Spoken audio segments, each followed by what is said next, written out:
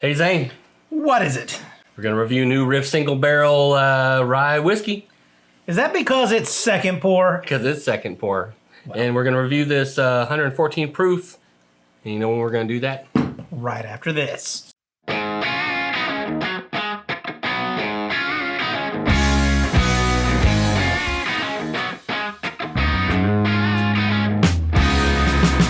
Welcome to Second Pour. I'm Zane, And I'm Jeff. and today we're going to review, I have to read it, the new Riff Single Barrel Rye Whiskey. Now, why is this special? Because last week we talked about rye whiskeys, That's correct. but also because this is our 100th anniversary. This is our Boom! I want to see like fireworks and stuff. this is our Yeah. 100th episode of Second Pour. Ah, that's amazing. So that means no matter what, we know we've had more than this, but we've had at least 100 bottles. At least 100. Unique bottles. just for second pour. Now, we didn't do second pour initially when we first started Whiskey Pop. Oh, that's right. So there's probably 100 whiskeys previous to second pour.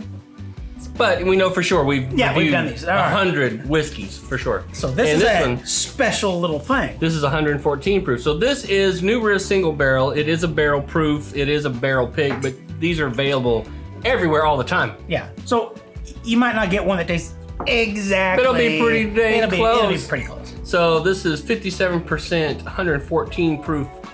Barrel number 15205. It was distilled in November of 2018 and bottled in August of 2023.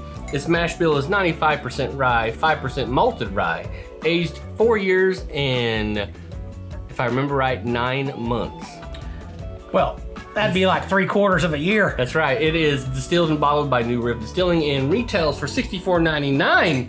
And now we're gonna review it. Now the interesting thing is, you said this is what? 95% rye. Yeah. So this is a high rye. Well, it's a rye whiskey. So we should be expecting this one to Kick. kick, smell like pickles, and Do you really think it's gonna smell like pickles? we've already tasted it, we've already smelled it. We talked about that last week, remember? Yeah, I know, but that's what I'm saying. This is a high rye. So what do we normally do on second pour though? We take a technical look into it. And first things first is you have to snort the shit out of your whiskey, which we do. And then we do what? Well, then we end up, we'll taste our whiskey, And then? and then we see how it finishes. But while we're doing all that, we look back at the what? As experts, we look back at what the distillery has to say and what they think we should be getting out of it. Did you have to say the expert part? Hey, once every couple weeks isn't too bad. Yeah, say that to post-production. So yes, then we look and see what the distillery say we should be getting, and we compare, and then at the end of this thing, we give it our review, right? That's correct. So for now, we should do what? We're gonna snort it. Let's snort this thing. Spice right off the bat. Okay, that's fair. That's not what I get off the bat. I know it's the alcohols, right? It's the No, 114. no, honestly, for a 114, It's the vanilla and the sugar cookie. now you're getting somewhere. But to me, it's strawberry. Now wait. I get a very nice, sweet, summer, fruity strawberry. Yeah, they're definite. Yes. It's right there, right? Yes. I was getting it when we did, the episode, but then I was like, I'm not going to say nothing about this because I can't wait to talk about it because it is very complex, fruity, right off on the aroma. It's. I would label that fruity smell subtle, It's not, but it's clearly there. It's not like Kool-Aid. Oh yeah, it's No. It's I would give it maybe 3 Kool-Aids. Yeah. Talking about bad for both. How many Kool-Aids? We're not putting that in there. I would give it at No, least we're not. 3 No, we're Kool-Aids. not. 3.5 Kool-Aids. I would give it at least 1 or 2 oh yeahs as well. Oh yeah. What do they say we should get out of the They smell? say you're a bastard. Yeah, What they say. All right, they say. Be ready for this. Brown sugar and caramel. Wah, wah, Now, to be wah. fair, some of that is written on this specific bottle. Yeah, they want you to know.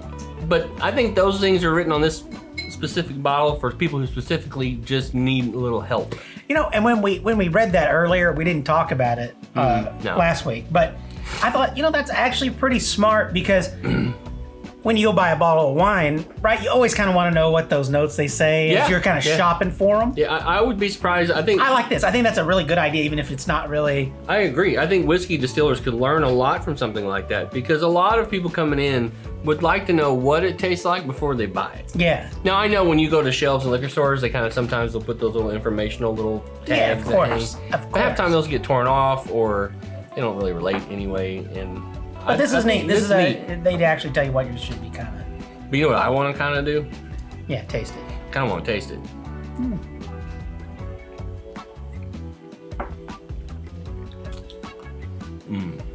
Yeah. You know? Yeah. So the spice kick it's up there. The spice is there immediately. Yeah, right up front. Right, and that has to be, mixed in with the proof of the, but that's that rye, peppery kick of that rye too. But there is like a buttery creaminess.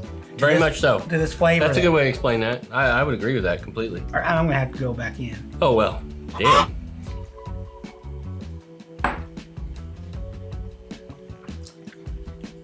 As spicy it is, you can kind of hold that in the palate and not feel like you're gonna choke. So you know how rye kind of has a, you'll have that kind of bittery portion with the rye itself. Yeah. But the front end of this, I'm getting the opposite as well with a sweet.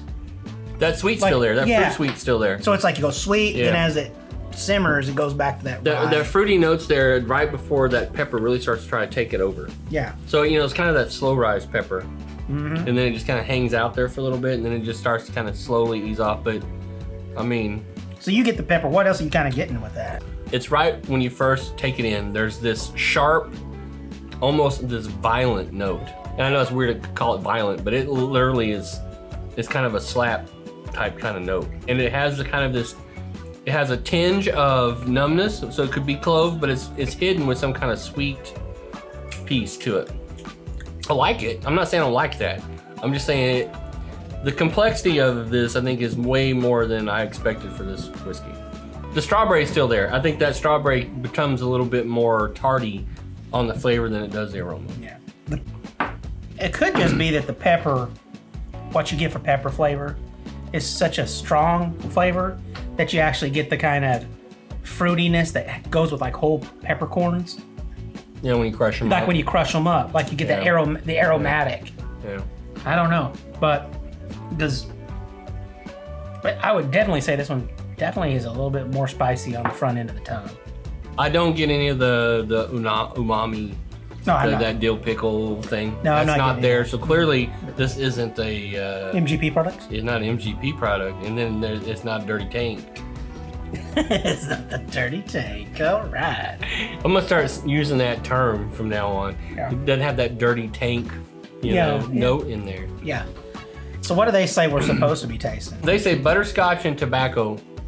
That butterscotch? Yeah, that's definitely there. Maybe that creamy part you're talking about, and that may be that sweet note I'm telling you I'm picking up right on the front of that. Mm-hmm. No, it's definitely there. That's pretty good. Now the tobacco.